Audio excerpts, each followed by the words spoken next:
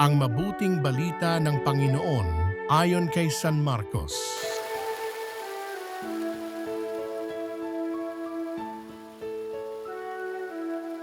Noong panahong iyon, pag-uwi ni Jesus, muling nagkatipon ang napakaraming tao, anupat hindi man lamang makuhang kumain ni Jesus at ng kanyang mga alagad. Nang mabalitaan ito ng kanyang mga kasambahay, sila'y pumaroon upang kunin siya sapagkat ang sabi ng mga tao, nasisiraan siya ng bait. Ang mabuting balita ng Panginoon